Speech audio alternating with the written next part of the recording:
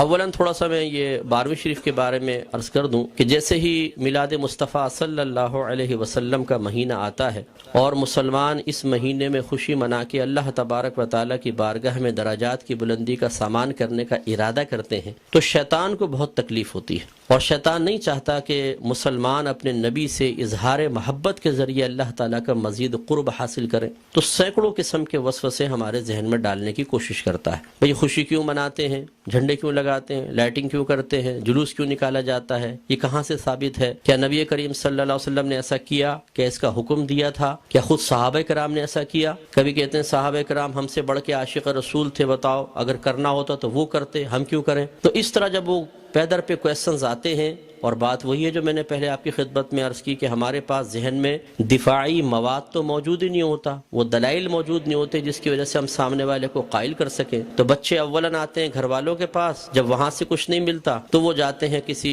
مسجد وغیرہ میں، بعض اوقات وہاں پہ بھی لفٹ نہیں کرائی جاتی۔ تو پھر آج کل علم حاصل کرنے کا سب سے پاورفل ذریعہ ہے سوشل میڈیا، پھر جا کے بیٹھ جاتے ہیں سوشل میڈیا پہ، اور وہاں پہ ہر طرح کا جاہل ترین آدمی بیٹھا ہوا ہے جس کو دین کی الف بے بھی نہیں آتی، اور معذرت کے ساتھ میں لفظ کہوں گا اس کو استنجا کرنا آتا نہیں ہے، اور وہ وہاں بیٹھا ہوا قرآن حدیث کے دلائل دے رہا ہے، اور پھر وہ الٹے سیدھے دلائل پڑھنے کے بعد تو اور انسان کا ذہن گڑبڑ ہو جاتا ہے۔ تو کچھ باتیں بس میں اس کے بارے میں عرض کر کے پھر اپنے بیان کی طرف آؤں گا۔ دیکھیں، میلاد مصطفیٰ صلی اللہ علیہ وسلم کی لغوی بحث کو چھوڑ کر ہم اس لفظ کو بولتے ہیں چند افعال و اعمال کے مجموعے پر کہ یہ میلاد مصطفیٰ منا رہے ہیں، مثلا اس میں کھانا کھلانا، سرکار کے فضائل بیان کرنا، نعت خوانی کی محافل ہیں، جھنڈے لگانا، لائٹنگ کرنا، جلوس نکالنا، ان تمام چیزوں کے مجموعے کا نام رکھ دیا جاتا ہے میلاد مصطفیٰ، کہ یہ میلاد مصطفیٰ منا رہے ہیں۔ اور اگر دیکھا جائے تو اصل میں سرکار کی ولادت پاک کی خوشی ہم منا رہے ہوتے ہیں، اس کے لیے طریقہ اختیار کرتے ہیں، تو ان تمام کو کہہ دیتے ہیں جی میلاد کی محفل ہو رہی ہے، میلاد مصطفیٰ منا رہے ہیں۔ تو پہلی بات تو یہ کہ خوشی منانا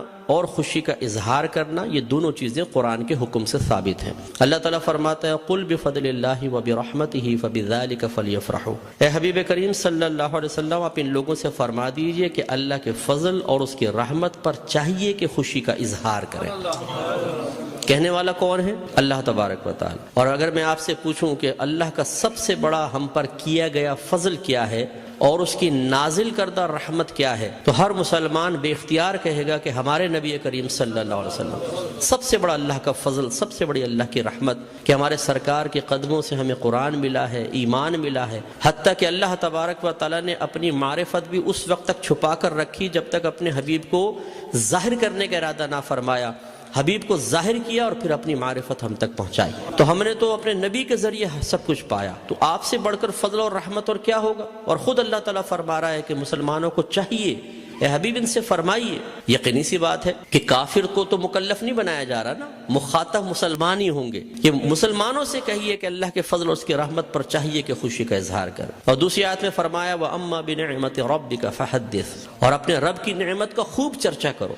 حدث تحدیث سے نکلا ہے، تحدیث کا مطلب ہوتا ہے اللہ تعالیٰ کی کسی عطا کردہ نعمت کو کسی کے سامنے ظاہر کرنا، چاہے وہ قول سے ہو، جسے ہم کہتے ہیں جی اللہ کا بڑا فضل ہے بونڈ لگ گیا، اللہ کا بڑا فضل ہے مکان بنا لیا، اللہ کا بڑا فضل ہے میرے بیٹے کی شادی ہو گئی، یہ ہم نعمت کا اعتراف اور اظہار کر رہے ہوتے ہیں۔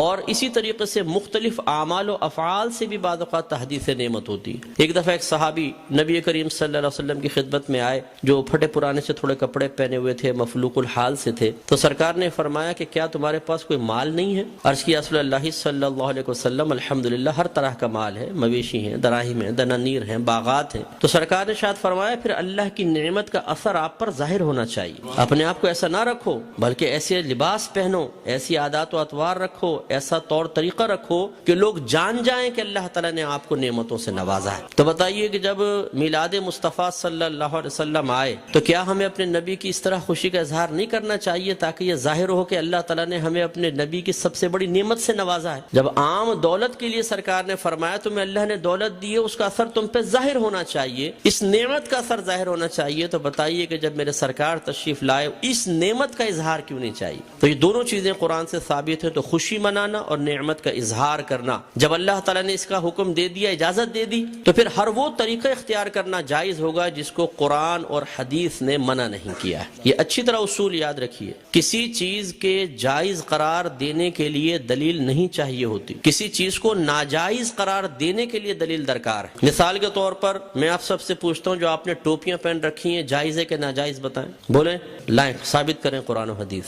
حضرت ثابت کریں کہ ایسی ہری پٹی نیچے اور اوپر سفید ہو، قرآن حدیث سے ثابت کریں۔ کر سکتے ہیں آپ؟ تو آپ کہیں گے بھی قرآن و حدیث سے اگر میں ثابت نہیں کر سکتا تم یہ بتاؤ کہ یہ جائز ہے ناجائز؟ اگر کہتے ہو ناجائز تم ثابت کر دو، میں نہیں پہنوں گا۔ اس طرح آپ نے چشمے پہنے ہوئے ہیں، آپ اس وقت رات کے تقریباً 9:30 بجے یہاں بیٹھ کر بیان سن رہے ہیں، لائٹنگ ہوئی ہے، یہ پکی چھت کے نیچے آپ بیٹھے ہوئے ہیں، میں مائک پہ بیان کر رہا ہوں، آپ اس کو سن رہے ہیں اسپیکر کے ذریعے، تو کیا یہ سب قرآن و حدیث سے ثابت ہے؟ یقینی سی بات ہے کہ نہیں۔ لیکن کیا یہ منع ہے؟ جب منع نہیں ہے تو پھر جائز ہے۔ یہ پہلا اصول یاد رکھیے گا۔ تو اگر کوئی آپ سے کہتا ہے کہ میلاد مصطفیٰ جائز ہے، آپ کہیں بالکل جائز ہے، وہ کہے قرآن و حدیث سے ثابت کرو، آپ کہیں کہ چلو میں بعد میں بولتا ہوں، پہلے تم یہ بتاؤ کہ ناجائز ہے کہ یس، تو تم ثابت کرو۔ کوئی ایک آیت لا کر ایسی بتائیں، کوئی حدیث جس میں اللہ یا رسول نے فرمایا ہو کہ میلاد مصطفیٰ نہ مناؤ، اور جب اللہ تعالیٰ اس کے رسول منع نہ کر رہے ہوں تو پھر آپ اور میں کون ہوتے ہیں منع کرنے والے؟ بعض کہتے ہیں کہ جی سرکار نے ایسا نہیں کیا، صحابہ کرام نے نہیں کیا، نہ اس کا حکم دیا۔ یاد رکھیں یہ بھی کوئی قاعدہ ضابطہ نہیں ہے کہ اللہ کے نبی حکم دیں تو ہم کریں، حکم نہ ہو تو نہیں کر سکتے۔ صحابہ کرام کریں تو ہم کر سکتے ہیں، صحابہ کرام حکم دیں تو ہم کر سکتے ہیں، ورنہ نہیں کر سکتے۔ یہ کوئی ضابطہ قاعدہ نہیں ہے۔ اصل چیز وہی ہے جو میں نے آپ کو بتائی کہ اگر اللہ تعالیٰ اس کے رسول نے منع کیا ہے تو منع ہوگا، اور اگر منع نہیں کیا تو بالکل جائز ہوگا۔ اب میں اس کی آپ کو تھوڑی سی مثالیں بتاتا ہوں۔ دیکھیں آپ کی مسجدوں پہ گنبد اور مینار بنتے نہیں بنتے؟ آپ پوچھیں، کویسچن کریں، ہر مکتب فکر کی عبادت گاہ کے اوپر گنبد اور مینار ہے، کیا اللہ کے نبی نے اس کا حکم دیا تھا؟ صحابہ کرام نے حکم دیا؟ یا اللہ کے نبی نے بنائے یا صحابہ نے بنائے؟ نہیں،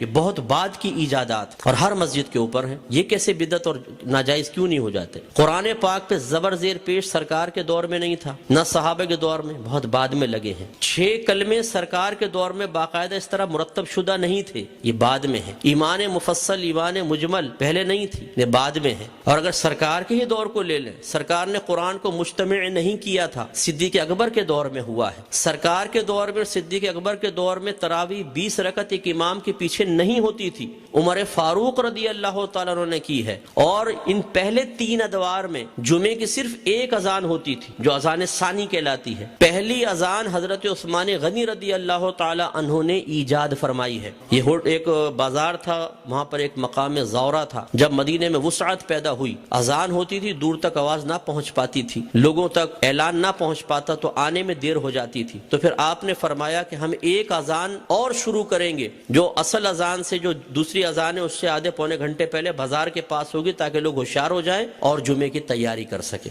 ہر مکتبہ فکر جو جمعہ پڑھتا ہے وہ پہلی اور دوسری دونوں اذانیں دیتا ہے۔ وہاں یہ کویسچن کیوں نہیں پیدا ہوتا کہ جب اللہ کے نبی نے نہیں کیا تو پھر حضرت عثمان غنی نے کیسے کر لیا؟ اس کا مطلب ہے جب ضرورت پیش آتی ہے تو یہ اللہ کے نبی کی تعلیم ہے، خود صحابہ کرام نے ہمیں تعلیم دی ہے کہ آپ کسی بھی ایسی چیز کو شروع کر سکتے ہیں کہ جس کو اللہ تعالیٰ اس کے رسول نے منع نہیں کیا ہے۔ اسی طرح مدارس کا قیام آپ دیکھ لیں، ان میں سلیبس ہم نے رکھا ہوا ہے۔ اور اسی طرح میں آخری بات بس یہ مثال دیتا ہوں، ہر مسجد میں جماعت کے کچھ اوقات مقرر ہوتے ہیں، فجر اتنے بجے، ظہر اتنے بجے، عصر، مغرب، عشاء۔ کیا نبی کریم صلی اللہ علیہ وسلم نے حکم دیا تھا کہ اس وقت جماعت کرو؟ صحابہ کرام نے نہیں، ہم نے اپنی سہولت کے اعتبار سے کیا ہے۔ اور یہ ایک اعتراض کا بہت بڑا جواب بھی بن سکتا ہے۔ لوگ کہتے ہیں کہ آپ یہ 12ویں کا ہی انتخاب کیوں کرتے ہیں؟ یہ بتائیں۔ اپنے پاس سے دن خاص کر لینا صحیح نہیں ہے، اپنے پاس سے دن خاص کر لینا صحیح نہیں ہے۔ تو یہاں میں آپ کو سمجھا دوں کہ کسی ایک چیز کو دوسری چیز کے ساتھ خاص کرنا 2 طرح کا ہوتا ہے۔ اللہ تعالیٰ اس کے رسول نے خاص کیا تو اسے کہتے ہیں تخصیص شرعی،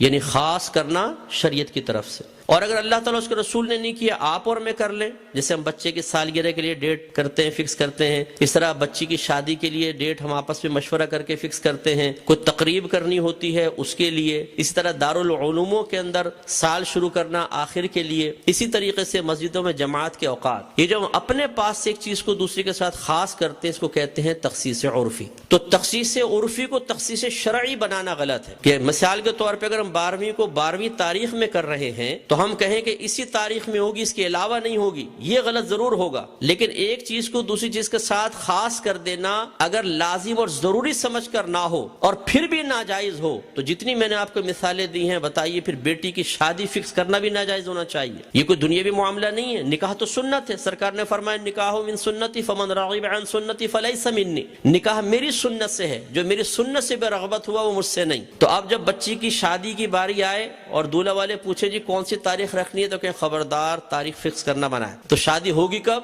بس ہو جائے گی بغیر فکس کیے، کر کے بتائیں پھر ذرا۔ تو یہ مطلب ایک بے وقوفی کی سی بات ہے۔ تو اس لیے جماعت کے اوقات مخصوص کر دینا اور اس سے 1 منٹ بھی آگے پیچھے نہ ہونا۔ امام صاحب اگر 4 منٹ بھی لیٹ ہو جاتے ہیں تو لوگ یوں ٹائم دیکھتے ہیں، بھئی امام کہاں گیا، اور پھر جو شور مچتا ہے پوری مسجد کے اندر، کچھ امتحان ہے۔ خود جماعت میں لیٹ پہنچے کوئی بات نہیں، امام صاحب 1 منٹ بھی لیٹ نہیں ہونے چاہیے، بالکل وقت کے اوپر جمعہ شروع ہونا چاہیے، وقت پہ جماعت۔ تو جو ہم نے اپنے پاس سے خاص کیا اس میں کتنی سختی کر رہے ہیں، ہر مکتبہ فکر کرتا ہے۔ تو خلاصہ کلام یہ ہے کہ اللہ کے نبی کی جب یہ میلاد کا موسم آتا ہے، اس قسم کے بہت سارے وساوس ہماری طرف متوجہ ہوتے ہیں۔ اصول بس یہی ہے کہ اللہ کے رسول نے اگر حکم نہیں بھی دیا، کر کے نہیں بھی دکھایا، لیکن منع بھی نہیں کیا، تو ہمارے لیے بالکل اس کے کرنے کی شرعی طور پر اجازت ہے۔